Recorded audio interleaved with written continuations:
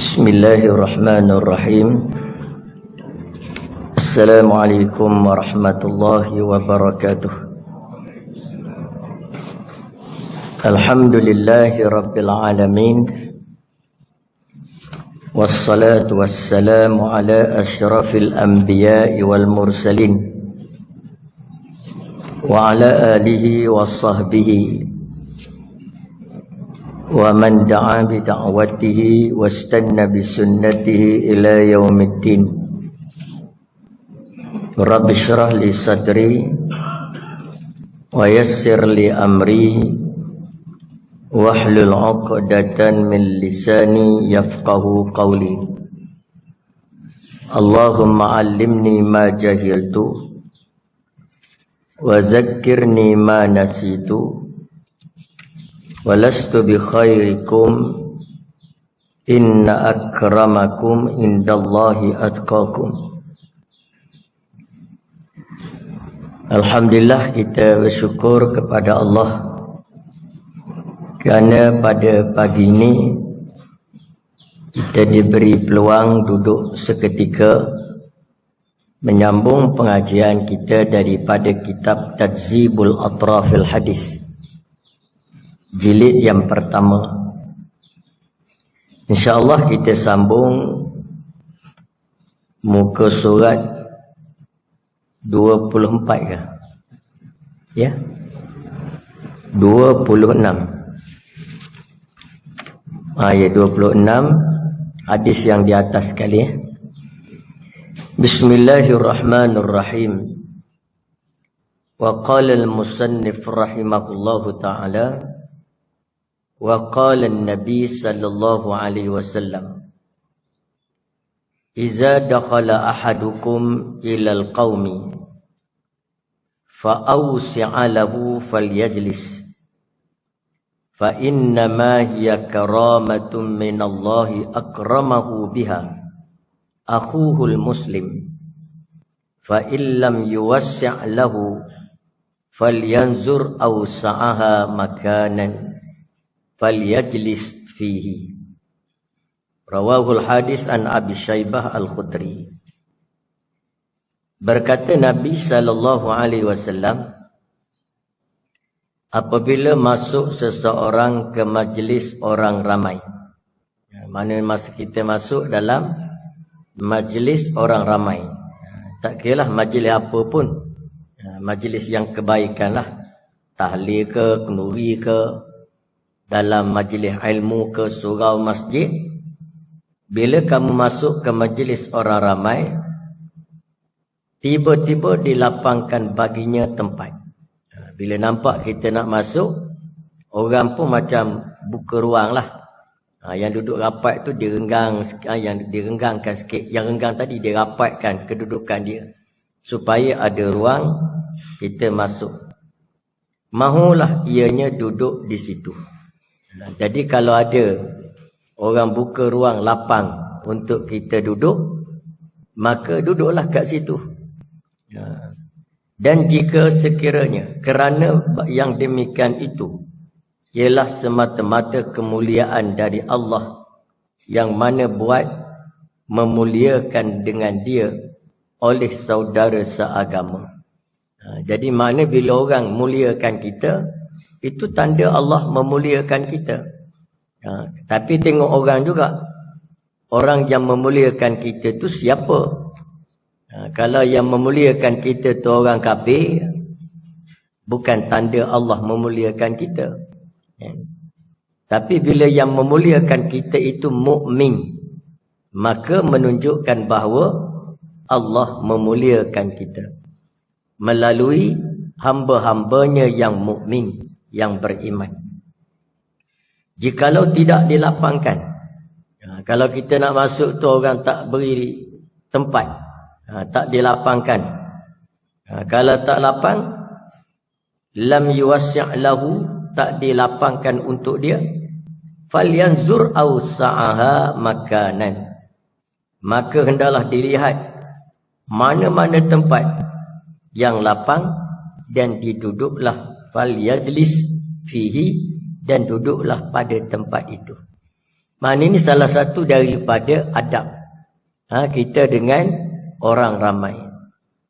Kalau orang suruh beri tempat lapang, kita duduk kat situ. Jangan orang buka ruang, kita pergi duduk tempat lain. Itu dipanggil jahat adab. Tak ada adab. Sebab Allah dah muliakan kita. Kita pergi cari lain daripada kemuliaan Allah. Jadi kita muliakan. Di sinilah maka kalau sekiranya kita ni dah kenyang, tiba-tiba kita lalu kat kedai, ada kawan-kawan orang dalam kedai tu, dia kata marilah makan. Dia ajak makan sama. Dan dia kata dia belanja. Makan nasi pun dah ada dah, contohnya dah hidang dah.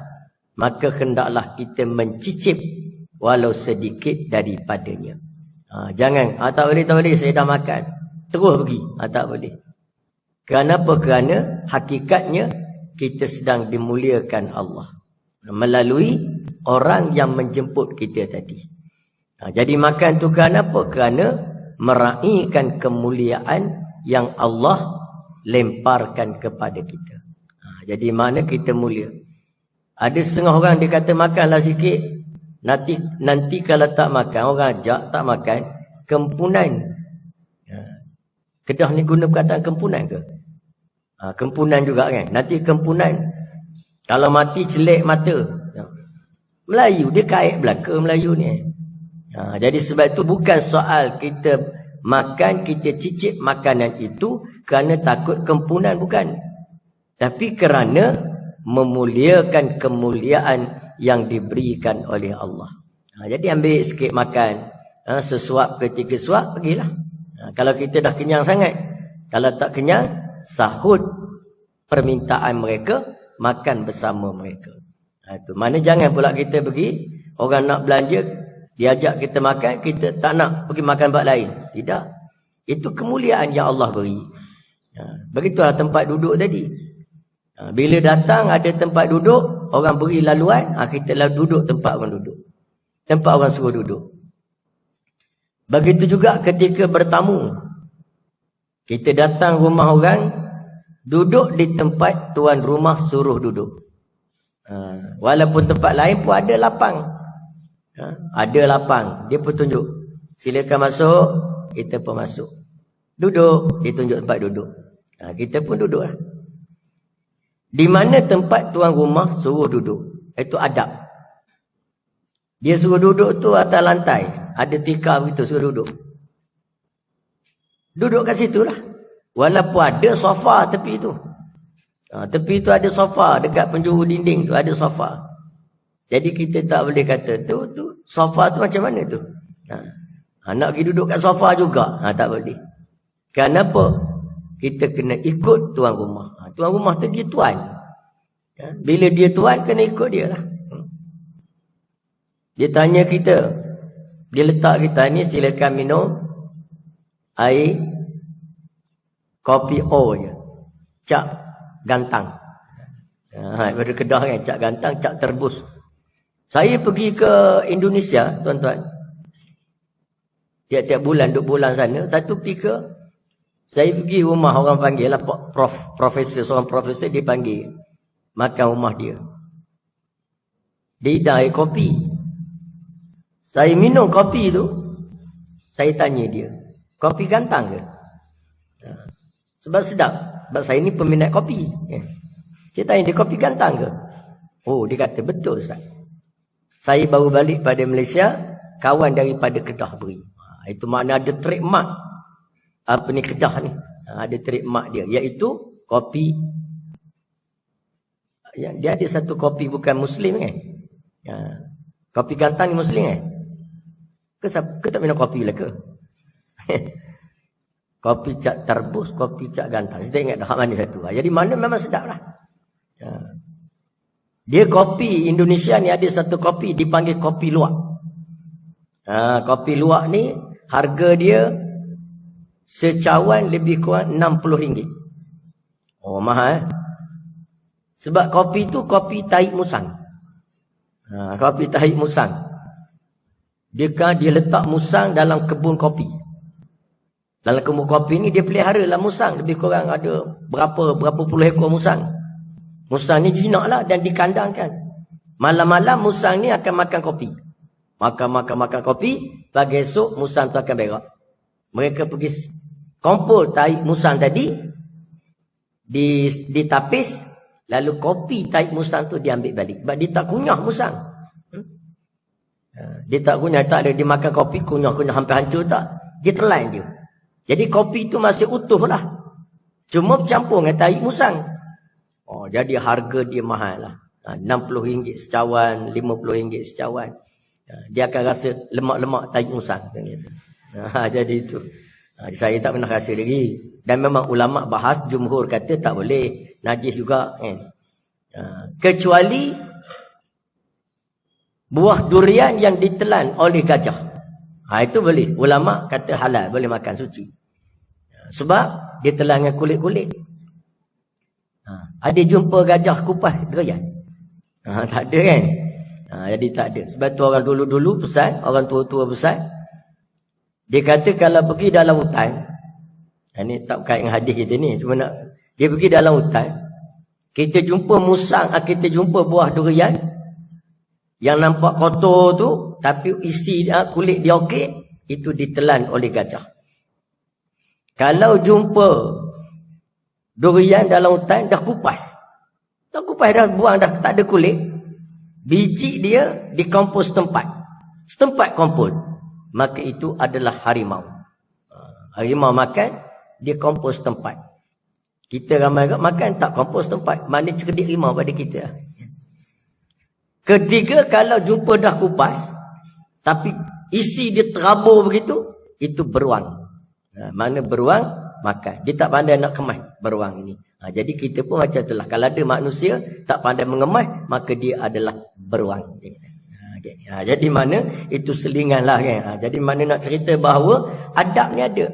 Bila tuan rumah angkat kopi, kopi lah. Kopi lah kita minum. Jangan kita kata kopi je. Jangan begitu. Itu dipanggil jahat adab. Kopi je. Tongkat ali je ada, tongkat ali. Jangan duk banyak songeng kita. Jadi makna kerana apa? Kerana adab itu perlu kita jaga. Adik-adik kita yang belajar agama kan. Buahnya ilmu itu adab. Orang yang tidak ada adab macam tak ada ilmu.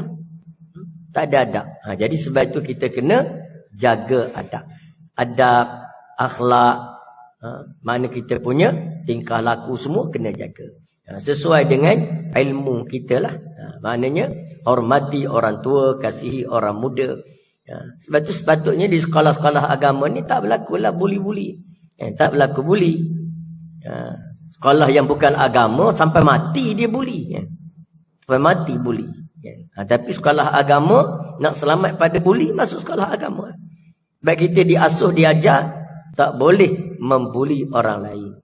Tak boleh. Kena hormat, kena kasih, kena hormati persahabatan. Itu di antara sikap dan adab. Baik, jadi bila kita pergi tempat orang suruh duduk, kita duduk situ. Kadang-kadang tu orang tengok kita hari Jumaat contoh kan, dah penuh, dah saf.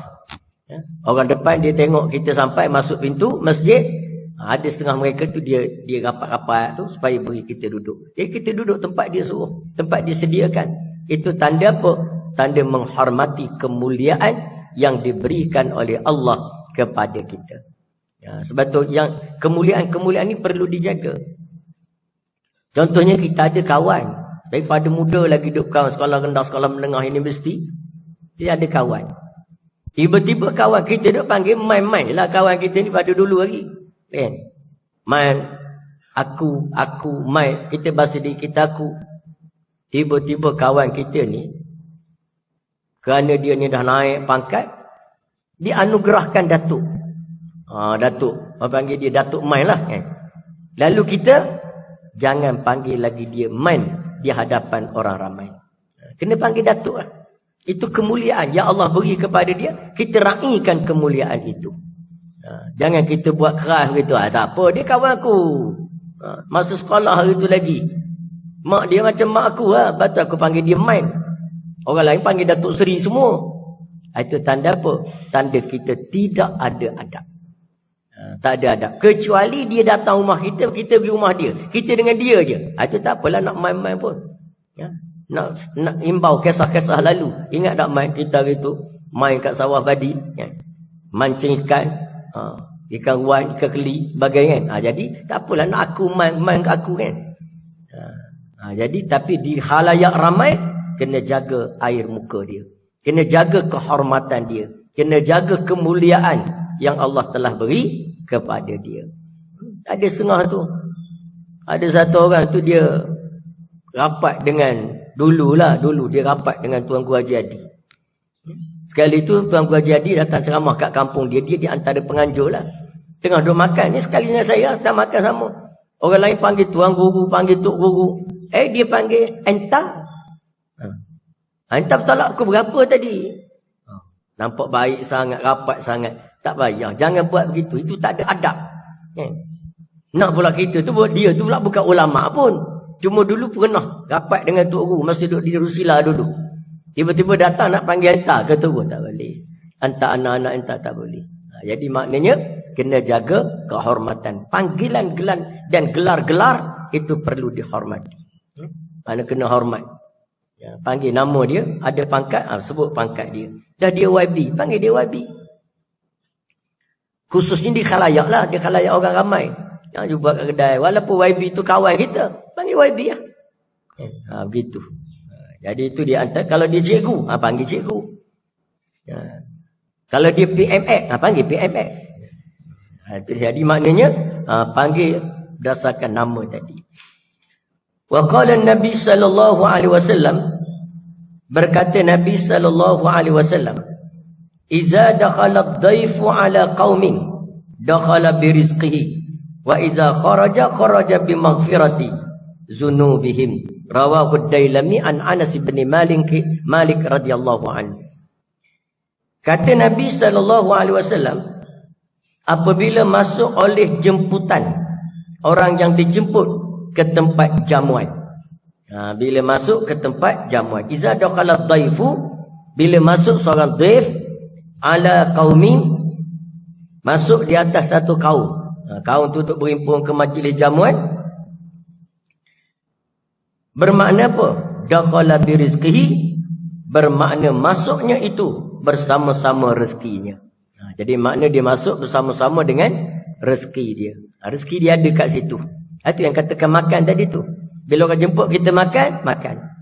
Walaupun dah kenyang, makan sikit. Kenapa? Meraihkan rezeki yang Allah beri kepada kita. Raihkan rezeki. Jadi itu tanda memuliakan Allah lah. Memuliakan Allah Ta'ala. Dan Allah Ta'ala beri kita rezeki, itu rezeki kita. Wa iza kharaja bimaghfirati dzunubihim. Apabila keluar ia, diampunkan segala dosa bagi ahli jamuan tadi. Maksudnya hendaklah dipelihara dif-dif yang datang. Maknanya tetamu kita ni dia bukan datang saja-saja datang. Ma'ad-duyufi rahmah. Itu kata ulama. Bersama dengan tetamu-tetamu, dia datang bersama dengan rahmat Allah Ta'ala. Jadi kita kena muliakan tetamu. Tetamu ni, kalau di rumah, siapa tetamu? Siapa tetamu? Maka tetamu itu secara umumnya setiap yang datang bertamu ke rumah kita. Dia minta izin atau tidak minta izin. Itu tetamu. Tiba-tiba tengok dia sampai kat rumah kita. Tetamu juga. Itu umum, secara umum. Tak ada dia maklum mesej-mesej ke telefon ke dulu nak datang. Tahu-tahu sampai. Maka dia tetamu dari segi umum ataupun lurah bahasanya. Dia tetamu. Tapi dari segi istilah hukumnya tetamu itu siapa? Tetamu itu orang yang meminta izin untuk bertamu. Orang minta izin. Boleh tak saya nak datang ke rumah kamu?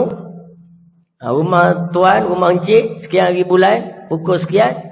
Kita kata boleh. Maka dialah sebenarnya tetamu. Itu tetamu tu wajib kita raikan dia. Selama mana? Selama 3 hari 2 malam. 3 hari 2 malam dia duduk rumah kita. Maknanya kalau duduk rumah kita 3 hari 2 malam, kita kena sediakan makan, kita kena sediakan minum, kita kena sediakan tempat tinggal, tempat bermalam, kita kena sediakan kalau dia sakit ketika bertamu, maka kita kena rawat dia dan kita kena jaga keselamatan dia. Mana 5 perkara. Sebab tu kena minta izin nak jadi tetamu. Sebab nanti bila kita kata saya nak datang rumah encik ni, boleh ke? Bila dia terima kita sebagai tetamu, makna dia dah plan dah 5 perkara tu dia jaga kita. 5 perkara tu dia jaga kita. Kalau dia rasa tak mampu nak jaga, tak mampu nak jaga keselamatan, contohnya, maka dia tak terima sebagai tetamu. Saya tak terimalah sebagai tetamu sebab tak dapat nak jaga hak tadi tu. Dia tak sebut sebab tak dapat jaga, tapi dia tahu dia tak boleh nak jaga. Lalu dia tak terima, maka tidak bertanggungjawab ke atasnya menjaga tetamu tadi. Jadi kalau tetamu tu datang, cuma tetamu biasa saja begitu. Maknanya dia datang rumah kita, dia tak cakap. Boleh dia datang rumah kita tak cakap, tahu-tahu sampai. Kita pun panggil naik kat rumah, tak angkat air pun. Dia datang. Dia kata tak ada air ke pun datang. Kita kata tak beritahu nak datang, mana ada air rumah ni. Boleh. Mana kerana apa? Kerana dari segi hakikatnya kita tidak bersedia menerima dia sebagai tetamu. Tetapi kita tak tergamak lah buat begitu kan. Dah datang paling tidak ada juga air lebih kurang dengan cekodok kan. Hari itu. Jadi itu kita sebagai menjaga adab. Kita jaga adab. Mana kita hormati tetamu tadi. Kenapa? Tetamu ni sama ada yang dia minta izin atau yang tak minta izin, datang dia tu ma'ar rahmah, bersama dengan rahmat daripada Allah Ta'ala. Allah Ta'ala hantar dia datang rumah kita. Dalam banyak-banyak rumah orang, tiba-tiba dia datang rumah kita. Mana Allah Ta'ala hantar tu? Allah Ta'ala hantar dia, gerakkan hati dia nak datang rumah kita. Maka kita raikan kedatangan dia atas sifat dihantar oleh Allah Ta'ala. Dia dihantar oleh Allah. Adalah benda Tuhan nak uji kita. Nak tengok kita kedekut ke tak kedekut. Kalau macam tadi, encik tak minta izin nak datang rumah saya. Jadi air ada sebenarnya, tapi saya tak nak jamu air. Itu kedekut pahit dia panggil tu. Jadi jangan bakhil dengan makhluk Allah. Nanti Allah akan tidak layan kita. Allah Ta'ala tak layan. Masa kita meminta kepada Allah, Allah tak beri. Sebab tu kita gemarkan bersedekah. Itu malah sama ada tetamu atau siapa, gemarkan bersedekah. InsyaAllah rezeki kita murah. Makin sempit pencarian rezeki, semakin rancak kita bersedekah. Itu cara dia. Jangan semakin sempit rezeki, semakin bakhil kita. Tak boleh. Sebab apa? Bersedekah membuka pintu-pintu rezeki. Sedekah ni buka pintu rezeki. Salat membuka pintu rezeki. Itu salat. Ini ada orang kita ini, kenapa tak salat? Hari tengah susah sekarang, sibuk sangat. Tanda apa? Tanda jahil tentang hukum agama. Kita susah telah makin banyak salat. Dia susah, sibuk, tak salat. Itu lagi susah orang tu. Betul-betullah kita laksanakan salat antara cara-cara atau ruang bebas daripada belenggu segala masalah. Wasta'inu bis-sabri was-salah. Minta tolonglah kamu kepada Allah dengan sabar, iaitu berpuasa, was-salah, dan menunaikan salat. Kita susah apa? Makin susah makin banyak salat. Makin susah makin banyak salat. Susah lagi, salat banyak lagi. Allah akan lepaskan kita daripada apa jua masalah. Jadi begitu. Kita kata saya dah salat tapi tak lepas ke masalah. Salatlah lagi. Salat lagi. Kita tanam pokok pun 5 tahun baru tumbuh hasil kan. 5 tahun, 7 tahun. Orang tanam sawit hari ni. Boleh lusa ambil buah sawit? Tak boleh. 5 tahun, 3 tahun, contoh 4 tahun baru dapat hasil. Maka ibadah kita pun begitu. Allah janji bahawa akan melepaskan kita daripada kepayahan apabila kita salat, apabila kita bersedekah, apabila kita berselawat. Kita pun selawat, tak lepas pun. Jangan nak sombong begitu. Selawat lagi. Saya dah selawat dah tapi tak lepas-lepas juga daripada masalah. Kita tanya dia, lama dah selawat? Dia kata ada dah seminggu. Minggu baru. Berapa sehari selawat? Ada lebih kurang 10 kali. Dia orang selawat 1000 sehari. Bukan hari Jumaat saja, tiap-tiap hari. Paling tidak 3000 selawat.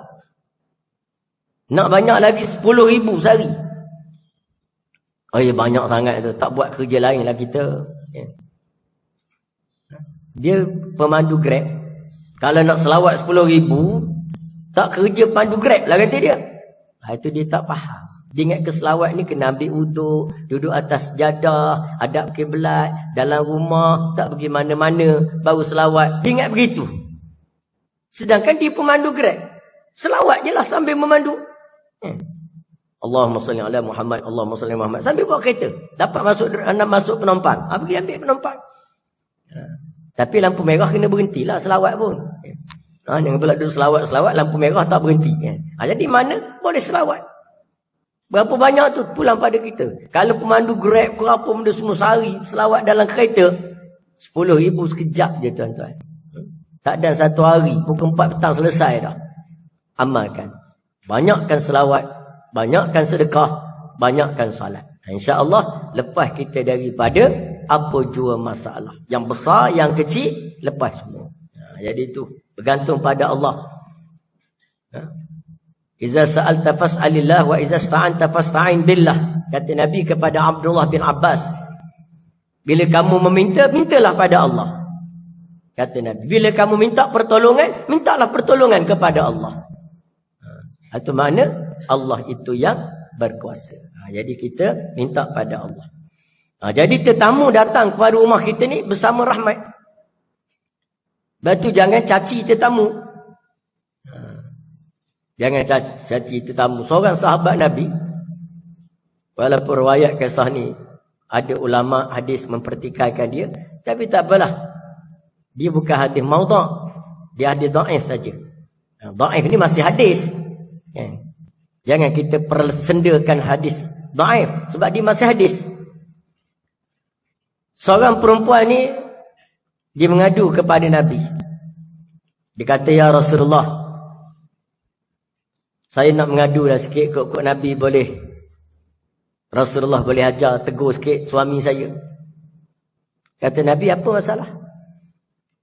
Dia kata suami saya ni Rasulullah suka benar bawa balik tetamu. Dia pergi masjid balik berdua, 3 dengan tetamu. Dia pergi ke mana pun balik dengan tetamu. Jadi saya letih dah nak jamu tetamu ni Rasulullah. Nak jamu tetamu, balik paling tidak buat air. Dah zaman Nabi dulu nak buat air ni tuan-tuan, bukan senang. Tamu air tu susah nak dapat air. Yang kedua kena unggun api dulu. Susah kata zaman Nabi, zaman mak ayah kita pun, nenek kita pun payah nak hidup ke api, kena cari kayu. Lepas tu nak hidup ke api kena ada minyak ataupun kertas kerak ataupun tiup basikal. Hidup ke api dulu. Lepas tu nak hidup buat tiup.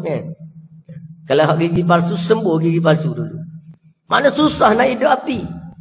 Tunggu pula ceret. Asap berkepul naik. Jadi dia mengadu pada Nabi, ya Rasulullah, saya letih dah, tak larat dah nak terima tetamu. Kata Nabi, baiklah, nanti aku akan tegurlah suami kamu. Satu hari Nabi bertemu dengan suami perempuan tadi. Nabi bertemu. Nabi tak tegur hak isteri dia kata tu. Cuma Nabi cakap ke dia, kamu free tak 2-3 hari lagi, aku nak bertamu rumah kamu, kata Nabi. Aku nak pergi rumah kamu. Suami dia ni, lelaki ni suka bawa tetamu. Tiba-tiba dengar Nabi nak jadi tetamu, oh seronok sungguhlah dia. Tetamu biasa pun dia bawa balik, orang biasa. Ini Nabi. Seronok dia.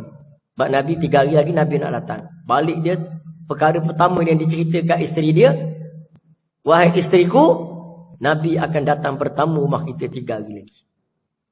Jadi bila sebut Nabi nak datang, isteri dia pun seronok juga lah. Yang dia tak tahan tadi, tetamu orang biasa.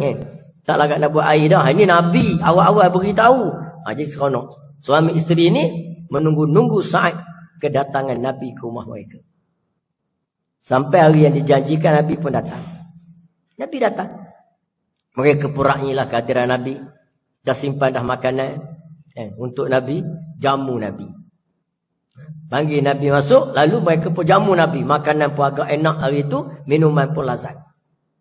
Selesai makan dan minum, Nabi nak balik. Mereka ni nak hantar Nabi ni ke rumah, ke depan pintu. Nak hantar ke pintu lah. Raikan kepulangan Nabi. Lalu ketika itu Nabi, ketika isteri dia tak sedar, Nabi berbisik kepada suami dia. Nanti aku keluar, Nabi kata, engkau ajak isteri kamu duduk kat pintu, tengok aku keluar. Dia kata, baik ya Rasulullah, baik. Lalu Nabi pun keluar. Dia pun panggil isteri dia, hantar kat pintu, hantar Nabi. Dia pun keluar. Nabi pun keluar. Ketika Nabi keluar itu, Allah zahirkan kebesaran dan keberkatan tetamu. Isteri dia yang duk tengok Nabi keluar ni, dia tengok ada ular keluar belakang Nabi, keluar sekali daripada rumah dia, ikut Nabi. Ular, kala, jengking, segala binatang yang bukan serangga lah, segala jenis yang bisa-bisa ni. Dia tengok semua, lalu Nabi pun menghilang, tak nampak lah. Lalu suami dia berkata pada dia, dia berkata pada suami dia, abang, saya faham dah mengapa abang selalu jemput tetamu masuk rumah kita. Rupanya datangnya tetamu bersama rahmat, pulangnya dia menghindari kita daripada balak dan kecelakaan. Itu semualah. Jadi mana begitulah kita sekarang pun. Bila tetamu datang, seronok. Seronok. Ada setengah tu siap bisik ke suami, tak payahlah ajak masuk abang, tak payahlah masuk abang. Bincang kat luar sudahlah atas motor. Kenapa? Dia malah buat air. Jadi jangan. Kenapa tetamu datang bersama dengan rahmat. Dia balik membawa balak dan kecelakaan. Jadi itu. Jadi hormati tetamu. Wa qala an-nabi sallallahu alaihi wasallam, "Idza da'a ar-rajulu imra'atahu ila firashih fa'abat fabata wa huwa ghadban 'alaiha la'anatha al-malaikatu hatta tusbiha." Rawahul Ahmad an Abi Hurairah. Ini pentingnya belajar mengaji. Jadi kaum wanita, lelaki ke perempuan ke, belum masuk alam perkahwinan, kena belajar bab perkahwinan. Tu kena perhabis kitab Muhimmah tu. Kitab Muhimmah ni jadi kitab wajib kalau pondok-pondok dulu. Pondok sekarang tak tahu lah. Pondok ni dia ada kitab-kitab wajib dia. Kalau tafsir Jalalain itu wajib. Tafsir lain tu tak apa, tambahan. Kalau fiqh, hak Jawi, Mutla'il Badrain. Kalau hak Arab, yang Arab, Fathul Qarib. Itu wajib belajar. Lepas tu tambah kitab-kitab lain. Kalau Tauhid, kitab Arab, kitab Jawi, Melayu, Faridatul Fara'id. Kalau hak Arab, Kifayatul Awam. Itu ada kitab-kitab wajib. Jadi antara kitab yang wajib tadi di pondok, Muhimmah. Berkenaan dengan rumah tangga. Itu kena baca lah. Kena belajar. Ini orang kahwin, nak kahwin juga. Sampai melompat-lompat, ayah tak boleh kahwin, melompat, berguling. Belajar dulu bab kahwin tu. Bagaimana tanggungjawab suami, bagaimana tanggungjawab isteri. Ini hadis antara dia. Ini kadang-kadang tak tahu. Apa hukum, apa panduan. Jadi isteri, jadi suami. Kata Nabi, Iza da'ar rajulum ra'atahu. Apabila seorang suami, laki-laki, memanggil atau mengajak isteri dia. Diajak isteri dia. Ila firashihi, pada tempat tidurnya. Itu dipanggil bahasa kinayah. Takkan nak cakap terus terang kan. Jadi panggil tempat tidur. Nak tidur sekali lah. Panggil isteri dia untuk tidur. Fa'abat, lalu isteri itu enggan. Enggan dengan tak ada sebab. Bukan kerana uzur syar'i, bukan kerana tengah haid, bukan kerana sakit, bukan kerana tak tak larat ke apa ni semua. Tak nak tidur dengan suami. Kecuali dia ni memang sakit leukemia ke apa tu, hak reput tulang kan. Isteri panggung je betih dia, patah terus tulang kering. Itu bolehlah tak duduk sekali dengan suami kan. Ini tak ada halangan. Tak ada apa-apa halangan. Suami panggil untuk tidur bersama, fa'abad, lalu dia enggan. Tak nak. Lalu fabata wa huwa ghadbanun 'alaiha la'anatuhul malaikatu hatta tusbiha. Lalu tidurlah dia, suami, dalam keadaan marah kepada isteri dia. Sebab isteri tak nak tidur sama. Suami masuk bilik awal lagi, ajak isteri tidur. Isteri kata, tunggulah, nak perhabis dulu ni. Berapa? Apa sekarang apa? Tandingan nyanyi apa? Apa tengah tanding lah sekarang tu gitu. Tak kira Malaysia Idol ke, Akademi Fantasia ke, Gegar apa tu? Gegar apa? Satu lagi. Gegar adalah dia. Tak tahu lah apa tu kan. Tengah bertanding. Kata di suami, kata di si, tunggulah bang, tak habis lagi ni. Nak tengok juri siapa menang. Minat sangat menyanyi tu. Tak tengok tu siapa menang. Musabakah Quran dia tak tunggu. Tanding musabakah mana tunggu. Tak ada habis peserta pertama. Meleleh Hailio dah. Hailio basi. Tidur. Kalau bertanding menyanyi, jangan. Siap letak bantal depan TV. Bantal depan TV. Ubat nyamuk. Takut kena gigit ke nyamuk tengah tengok. Suami panggil, masuklah. Tunggu dulu. Masuklah, tunggu dulu. Lama suami tunggu dengan keadaan marah dah. Dah lama banyak kali dah panggil. Suami pun dah 4 kali jatuh katil dah. Jatuh katil, naik balik. Tunggu tak masuk lagi. Tidur suami dalam keadaan marah. Lalu apa? La'anatul malaikatu hatta tusbiha. Maka perempuan tadi tidur dalam laknat malaikat hingga pada waktu subuh. Malaikat, laknat kamu perempuan, laknat kamu perempuan. Laknat Allah, telah dilaknat dia oleh Allah sampai ke subuh. Jadi kita faham apa? Faham kena raikan suami. Suami ni keutamaan. Bagi seorang isteri, bila dia dah berkahwin, isterilah, dah berkahwin lah isteri ni. Bila dia berkahwin, maka suami adalah keutamaan. Lepas Allah, Rasul, suami. Itu dia. Allah, Rasul, suami. Itu duduk nombor 1. Majikan nombor tak tahu nombor berapa. Dia ada majikan. Majikan kata esok kita akan adakan senaman robik pada waktu pagi. Kata di majikan. Ajak staf kerja senaman robik dulu. Campur laki perempuan. Lalu perempuan tadi haram menerima perintah daripada majikan dia. Tak boleh. Majikan, apa ni, suami lebih besar daripada majikan. Jadi kena taat pada suami. Suami lebih utama daripada ayah dan ibu bagi seorang perempuan, lelaki, isteri. Ini kena mengajilah awal. Kena mengaji. Kita di Malaysia ni kena ajar juga pondok. Dipanggil pondok latihan rumah tangga. Kena buat duk rasa. Di Indonesia ada tempat nama dia di Pasuruan. Pasuruan ni satu pesantren ada, terkenal pesantren ni. Belajar kitab, alim perempuan, muslimat, hafal, matan Zubat hafal, matan Alfiyah hafal. Maknanya memang alim lah ngaji situ. Dan di situ juga diajar cara hidup rumah tangga. Tata kelola. Ajar cara bagaimana nak mengendalikan rumah tangga.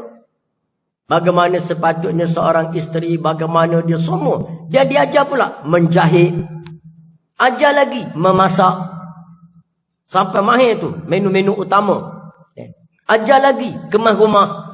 Ajar lagi cara layan suami. Ramai orang pergi cari isteri, puteri-puteri, siswa pesantren ni. Ramai pergi. Sebab memang lengkap. Belajar agama, ada ilmu agama, ajar anak dia sendiri, nanti dapat anak dia sendiri dia ajar. Masak pun pandai. Menjahit pun boleh. Kemas rumah pun okey. Mesra dengan suami pun. Jaga sungguh. Memang kelas A lah. 5 star punya. Kalau mahal, mas kahwin pun padan. RM30,333, 33 sen. Boleh. Sebab apa? Lekat. Ini cuba tanya negara kita. RM30,000 tu macam mana dia? RM30,000. Muka je. Lipstick banyak. Banyak solid. Masak tak pandai. Suami nak makan asam pedas, jadi singgang. Masak singgang jadi gula lemak. Tak tahu apa jadi. No? Ya. Jadi maknanya kemas rumah tak pandai. Basuh baju dah beli. Berapa lagi? Basuh baju dah beli. Masak pergi beli kat kedai. Suami balik nak makan. Masak tak masak. Suami pun pergi makan kedai. Suami dah letih. Ya, pergi makan kedai. Esok begitu tak masak tak masak. Makan kedai. 3 hari nikah dengan ke kedai. Suami. Ini masalah kita sekarang. Jadi tu. Kena bersedia. Jadi mana-mana isteri masa muka tak boleh dengan suami. Masa muka dengan asalnya muka dia manis. Kecuali muka memang asal tu masam. Beranak pada perut mak itu masam dah. Bidan sambut tu masam dah. Itu tak apa tu. Ini cerita dia nak marah ke apa ke merajuk ke apa masam. Tak tegur. Maka hukumnya adalah berdosa. Itu termasuk dalam dayus, termasuk dalam nusus. Ya? Berlaku tidak baik kepada suami. Jadi tak boleh. Tak boleh buat sebarangan. Kena jagalah. Kena mengaji, kena belajar. Takut pada dosa. Itu tanggungjawab seorang isteri. Suami pula ada tanggungjawab dia yang perlu ditunaikan. Ya. Mana-mana suami yang mati meninggalkan isteri dia jahil ilmu fardu ain, maka suami tadi berdosa besar. Dosa besar suami. Sebab apa? Sebab dia tak ajar. Itulah dia tak boleh nak mengajar. Dia bukan ustaz pun. Mengapa dia tak hantar pergi tempat orang belajar? Suami wajib hantar. Kalau dia tak boleh nak ajar, dia wajib hantar kepada guru yang mengajar ilmu fardu ain. Tak boleh pergi hantar. Panggil guru datang rumah. Guru kata saya tak nak ajar kecuali bayar. Wajib bayar.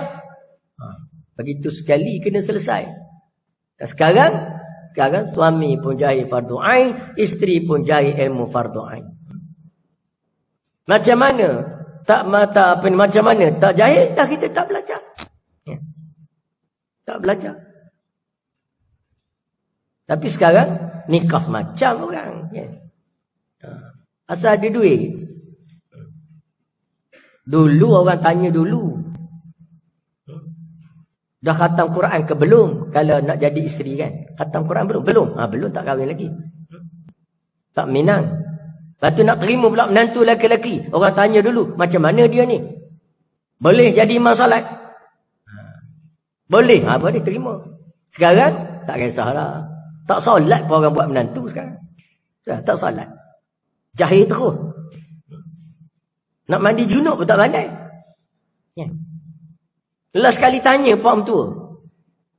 Menantu lelaki. Ayah. Mandi junub macam mana ayah? Ayah kata mandi junub pun tak pandai. Yelah niat macam mana ayah niat? Niat pun tak pandai. Tak pandai. Mudah je niat. Macam mana ayah niat? Nawaitu sauma ghadih an ada. Jahil juga pak mentua. Ini dia zaman kita sekarang. Jadi sebab tu tuan-tuan kita ambil peluang belajar. Belajar. Alhamdulillah anak-anak kita, adik-adik kita duduk dalam ilmu, dunia ilmu. Seronok ilmu ni. Belajar ni seronok. Sangat menyeronokkan belajar. Sebab hari-hari kita akan tahu benda yang kita belum tahu. Benda kita belum tahu. Saya dah 10 tahun berulang ke Indonesia. Sambung belajar. 10 tahun. Dulu rasa malas. Tapi rupanya seronok. Gembira. Ni tunggu jadual nak pergi ni. Bila nak pergi ni? Sebab pergi 5 hari je sebulan. Tunggu tu jadual. Jadi tunggu apa? Tunggu seronok belajar. Nak pula kita belajar kita. Pensyarah pula boleh kita discuss, kita beri pandangan kita, dia jawab, kita kemudian dia ada benda yang dia tak betul, kita boleh betulkan balik. Oh seronok. Tak semalah berhenti belajar. InsyaAllah tuan-tuan doakan. Saya cadang tahun depan habis PhD pertama, saya nak daftar PhD kedua tahun depan. Untuk PhD dalam bidang politik antarabangsa. Itu tengah duk runding dah dengan pensyarah. Seronok belajar. Sambung lagi. Kita sekarang belajar lagi. Ada seorang sahabat saya, 4 dah doktor. 4 PhD dah dia. Dr. Yunus nama dia. Doktor perubatan. Saya tanya dia, kenapa doktor tak buka klinik? Biasa buka klinik, doktor-doktor perubatan. Dia kata, saya buka klinik, saya tak boleh nak belajar dah. Jadi dia belajar lagi. Perubatan. Lepas tu dia doktor bidang syariah. Sekarang dia tengah ambil doktor dalam bidang bahasa Arab di UIA. Mana tak jemu belajar. Umur tu dah 70 lebih dah dia. 76 ke begitu lebih kurang. Macam saya muda lagi, baru 18 kan. Jadi maknanya kita belajarlah insya-Allah. Tanamkan semangat ingin gemar kepada belajar. Jadi itu doalah seorang lelaki tadi bila dia panggil suami isteri dia enggan. Isteri ni nak keluar rumah, dia kena minta izin. Nak keluar rumah. Ada setengah isteri yang baik ni semua, dia nak keluar rumah, nak jemur baju je kat luar. Nak jemur baju. Kalau lah rumah tu tak ada pagar yang tinggi.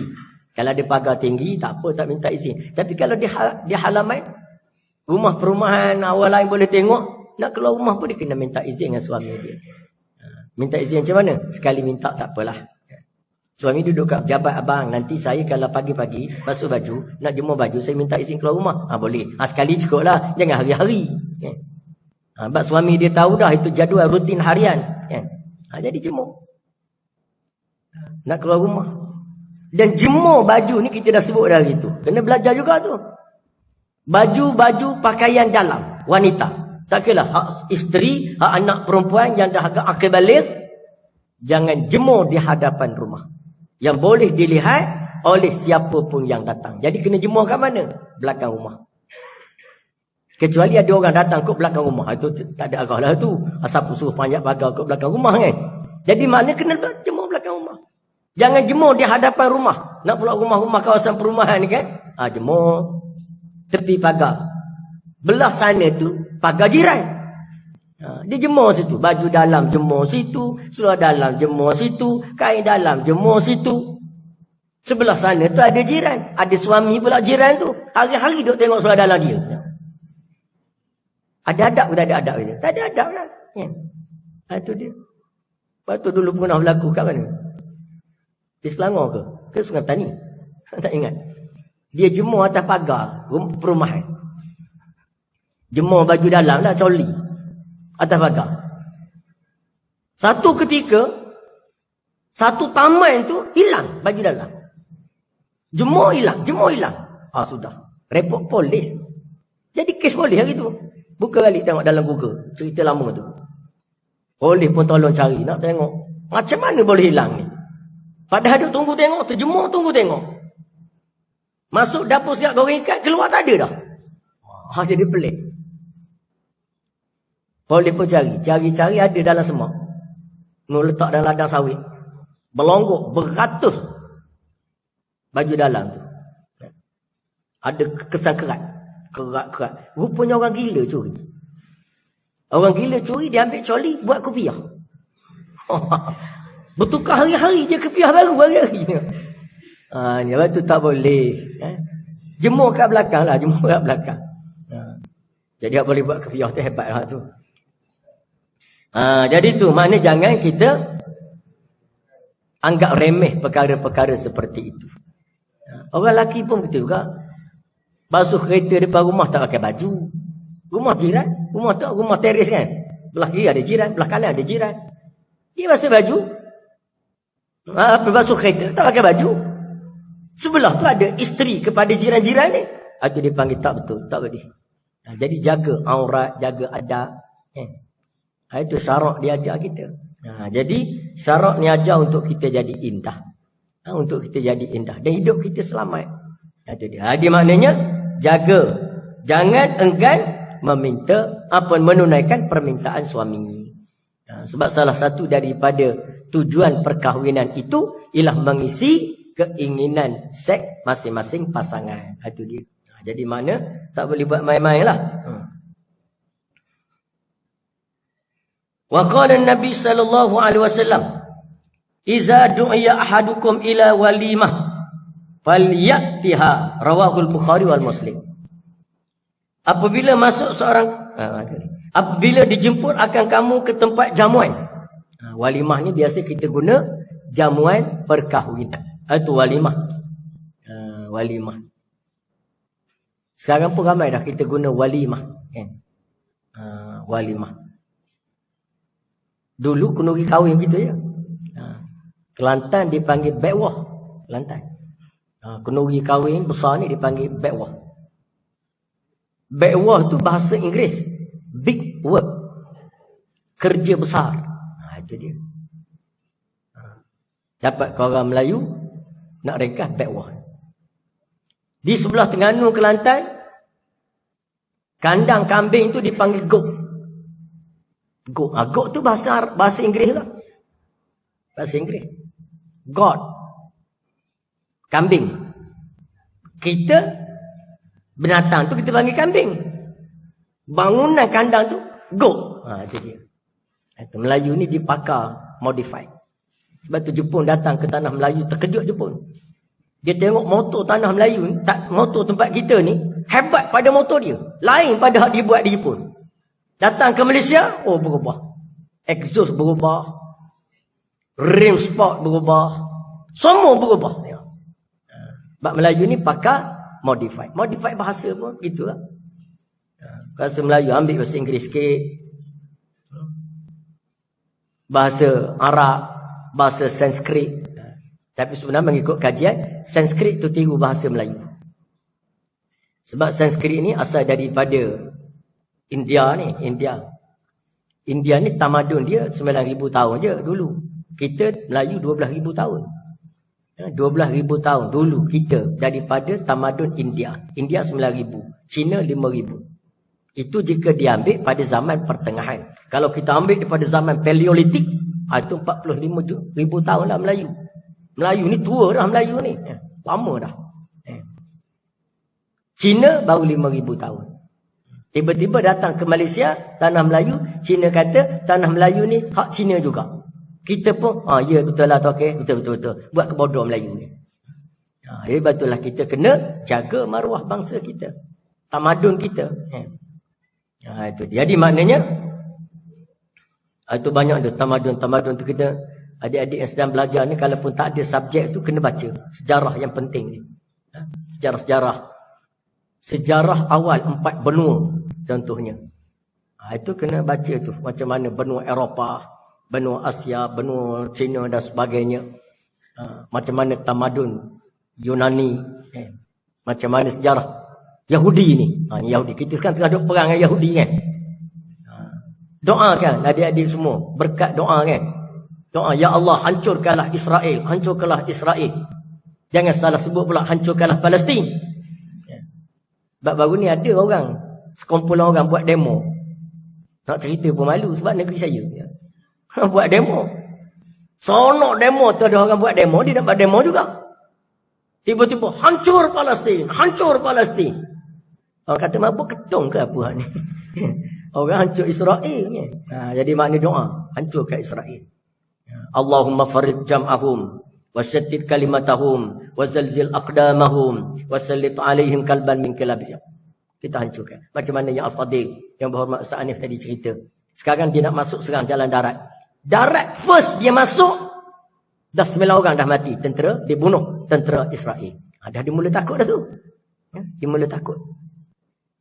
Baru serang hari pertama, Hamas serang Israel, lari dah pergi ke airport. Nak terbang, nak pergi ke selatan Rusia tu. Belum pada turun, mendarat di sana, masyarakat setempat itu buat demo, minta supaya jangan terima pendatang Israel ni. Dia turun sekejap, terbang balik, pergi ikut dia lah. Nak kerja ke laut ke mana ke. Bumi kami, jangan. Padahal sama-sama kafir tu. Kafir pun tak terima Yahudi ni. Dulu Yahudi ni nak berhijrah ke Britain.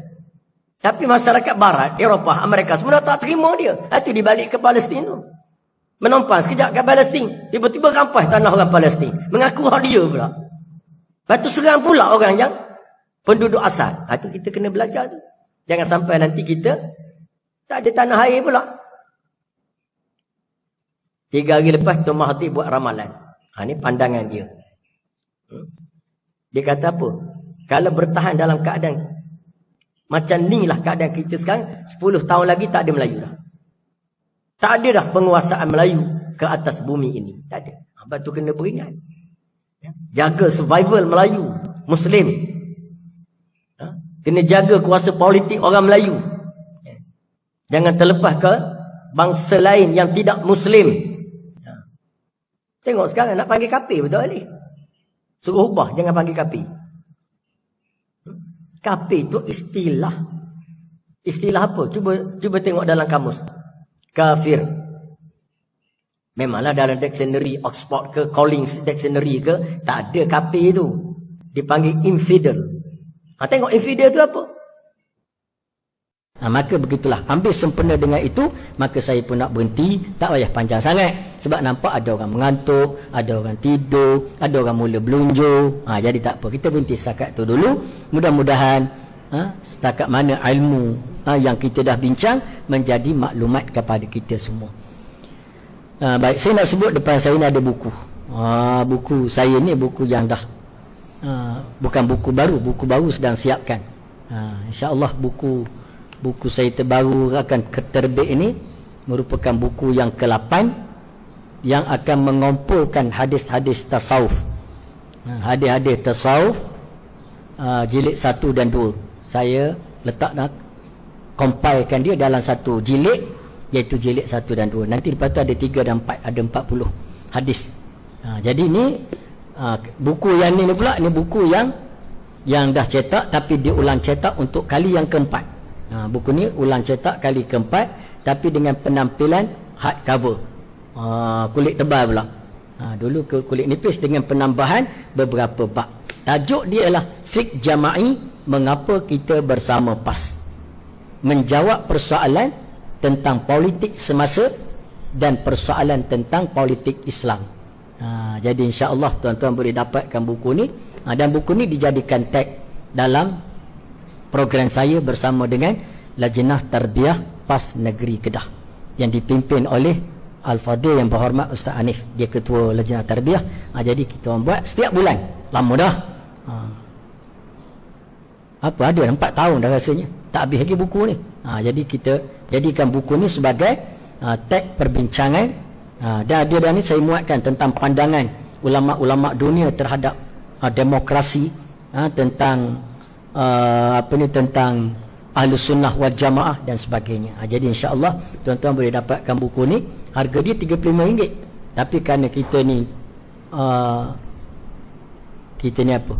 Kita ni biasa beginilah. Di sekolah sebagainya program.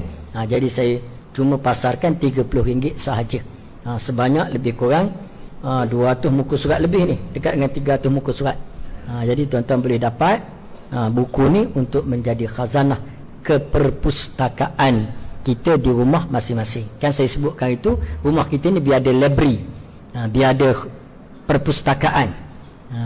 Jadi mudah-mudahan menjadi keberkatan pada kita semua. InsyaAllah sekadar itu saja. Wallahu alam. Assalamualaikum warahmatullahi wabarakatuh.